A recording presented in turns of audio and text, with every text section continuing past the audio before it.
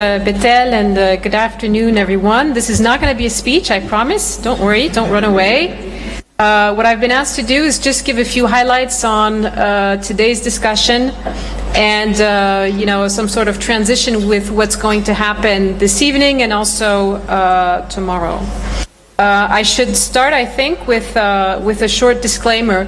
To mention that all the content that went into the roundtables, we had 2 roundtable sessions today where all of you had a chance to share ideas, put forward some recommendations. All of that is going to be collected by ISOC staff, analyzed, summarized, and included in the final report of RID Africa. So none of these ideas will be lost, but because of time challenges, of course, I won't be able to summarize all of them right now, although we were trying to catch a few ideas here and there. But in any case, none of the discussions will be lost. So I thought it was an excellent day for the first ever RID Africa, Regional Internet Development Dialogue. I really found inspiring how we kicked off the discussion. This sentence from Dawit, who was actually repeating what the minister had said when Dawit, shared this idea of organizing a RID in Africa. He said there is no better place than Africa to discuss what internet access means for education. And I think this boils down to the fact that in Africa, of course, the population is young, it's active, the internet penetration is rising, as well as internet-based industry. So we really had all the ingredients necessary for an excellent context, an excellent discussion about internet, ICTs, and education in Africa. We also started, I think you'll agree, with a broad consensus on the fact that we need to fully use ICTs to reach the SDGs, in clear language, the UN Sustainable Development Goals that have been adopted in 2015 in New York. We know there's one specific goal on infrastructure development, and that includes internet infrastructure development, but there are also other goals when it comes to women empowerment or spurring educational opportunities on our continents in the different 17 SDGs that were adopted. And all this really reinforces the importance of the topic that was chosen for today's discussion, ICT for ICT and education. I thought it was also really interesting when we came up with concrete calls for actions, concrete proposals. I remember Dr. Toure saying that each school should be connected to the internet today. Digital schools should absolutely be part of any curriculum for each student, every school, starting from kindergarten. And I also thought it was very inspiring to hear him say that on this specific issue, there is an opportunity for Africa. Africa is on the rise today, he said. It can show the leadership on building capacity for its youth, because its youth is very important, it's vibrant and ready for new economic opportunities. There was another important consensus acknowledgement I found around the fact that we are noticing that digital divides are morphing. A few years ago, all our discussions about internet access was really about getting the infrastructure out there, delivering connectivity for people to simply be on the internet. The discussions today really showed that it's not simply about connecting people to the internet. It's really about empowering them. It's about providing meaningful access. And this is a thought that was shared with us from Nanjira from the Web Foundation, which I found very bold and very true. She was also saying, when you think about gender, gender-blind policies to access simply don't work, and that was one of my takeaways.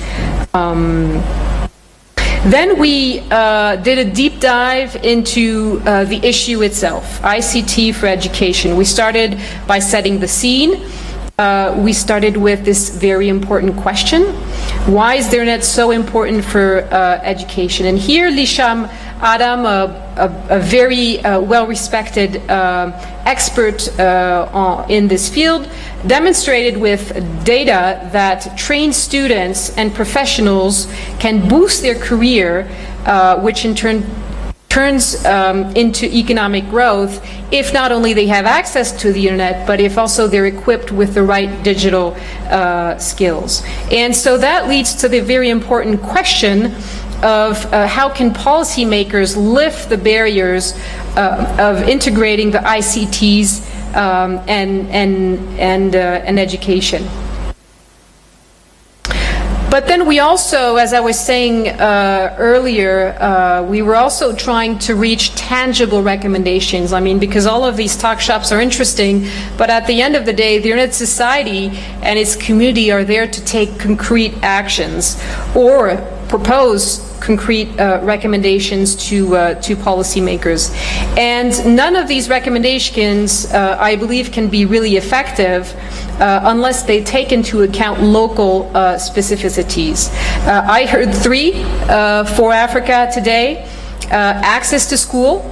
Sometimes it's even physical access, walking to the school, that may be several kilometers from home. Teaching and learning materials. They can be costly. It can be difficult to equip all the students with the right materials. And here again, maybe this challenge can become an opportunity when you think about how the internet can be used. And access to vocational training and technical training. So with these three challenges, specificities for Africa, we then moved into the discussion about recommendations. And here again, Lisham was instrumental in presenting what he calls a scoreboard to help policy leaders, not just governments, also the industry leaders, civil society leaders, with a step-by-step approach. And here he identified three focus areas, three areas of recommendations that reinforce each other. So it's important to implement them in conjunction. First one was accelerate internet infrastructure development. That's really the basis. Foster skills and entrepreneurship. And finally, promote supportive governance. And this is where the sets of policies that we can discuss and promote kick in. After we had set the scene, experts shared their perspectives on current ICT and education successes. This is where we had the discussions around tangible experiences, feedback from organizations, civil society, researchers who have actually been doing this for years and who could share lessons with the group. We heard about education networks which use the internet technology by creating platforms exclusively dedicated to education. Very good experience shared by Mr. Berry. We also heard with the presentation on Ubuntunet, I hope I'm pronouncing this the right way. For instance, how to use ICT to boost information sharing and research when you gather through the network academics from all around the world, and they don't have to travel. They can really work together remotely and form virtual research communities. The case study from Kenya, the policymaker from Kenya, I thought was clear, was bold, with many experiences and takeaways when you have proactive policies for ICT and education, showing that if you invest in these policies, you will get results. So I thought that was extremely encouraging. And finally, I would highlight the story of Wikipedia, its education program, and the MIT Open Courseware initiative, where it was really interesting to hear how you can educate users through web sharing platforms, even if it's not traditional education material. When you think about Wikipedia and what they offer to the world, they are educating the world with limited resources. So I think I'll conclude by saying, first of all, thank you very much, because these discussions are very important to us to build our recommendations that we will share with policymakers, and also to shape the Internet Society's agenda. These conversations at the regional level, at the local level, are critical for us to stay in touch with reality. Your contribution in that regard has absolutely been critical. We've also tested this new format of breakout sessions where you have roundtables, you can freely speak in small groups, so maybe for those who are shy, it's easier. And again, I would say that I would remind you that none of these ideas will be lost. We're going to analyze all the content, and you'll find it in the final report of RID Africa. Tomorrow will be another full day of discussions. The focus is going to shift a little bit from ICT and education to the African internet economy, another very interesting topic. But before we dive into that discussion, you've worked enough, so now you can have a drink, I believe. And I think Betel is going to say a few words about the details for this evening's cocktail. Thank you.